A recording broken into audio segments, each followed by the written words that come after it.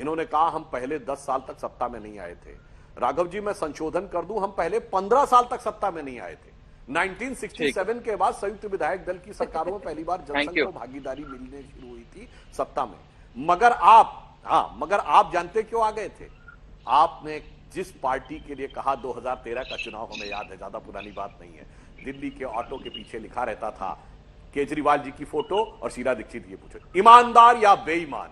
और उसके बाद आपको समर्थन देने के लिए आपने लिखित समर्थन कांग्रेस से ले लिया और सत्ता में आ गए।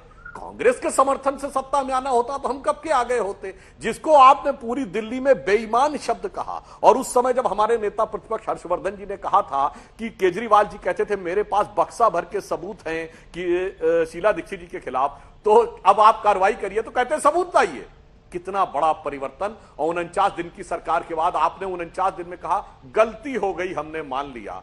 हमने आज तक कभी गलती नहीं हुई है हमसे राजनीति में। तीसरा, आपने कहा कि कोर्ट में इतने मानहानि के केस चल गए, हमें जो काम करने आया था वो काम छोड़ना पड़ा। इसका मतलब ये फालतू का काम था आरोप लगाना, इसलिए आपने आरोप लगाए। हमने आज तक कोर्ट में हमारे ऊपर क्या क्या मुकदमे चले, प्रतिबंध लगाए गए, सरकारें बर्खास्त हुई, मगर हमने कभी जो है माफी नहीं मांगी है, क्योंकि हम पूरी ईमानदारी के साथ खड़े रहे। आपका तो मुझे ये तक याद है, जब लालू यादव जी के साथ स्टेज शेयर किया था तो जानते केजरीवाल जी ने क्या बोला था कि अरे आप तो, जब पूछा कि आप तो भ्रष्टाचार के प्रतीक के साथ चले गए, कहने लगे मैं जाना नहीं चाहता था, मुझे तो वहां पे लोग पकड़ के ले गए इसलिए मंच पे खड़ा हो गया। मतलब फिर वही मुझे आज की स्थिति में याद आता है कि मुझे दुनिया वालों शराबी ने समझो, पीता नहीं हूं, पिलाई गई है। अभी इस चुनाव में आप क्या गए थे, अखिलेश यादव जी की पार्टी समाजवादी पार्टी से गठबंधन कर रहे, वो तो उन्होंने आपको महत्व नहीं दिया, मैं मतलब खराब शब्दों प्रयोग नहीं, महत्व नहीं दिया, नहीं उन्होंने गठबंधन किया। वरना आप तो लालू जी से, मुलायम जी से, भ्रष्टाचार की गंगोत्री कांग्रेस से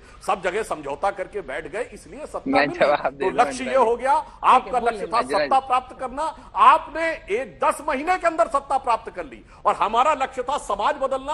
आज आप देखिए हम दशक दर दशक बढ़ते बढ़ते, पहले केंद्र में सरकार गठबंधन की बनाई, आज मोदी जी के नेतृत्व में 70 साल में परिवर्तन है। तो राघव चड्ढा जी बोल रहे थे, लग रहा था कि अपने लिए बोल रहे हैं, क्योंकि इन्होंने यह बात कही कि कांग्रेस बहुत आसान विपक्ष है। सही बात है, आपका चुनाव निशान झाड़ू बहुत उपयुक्त है।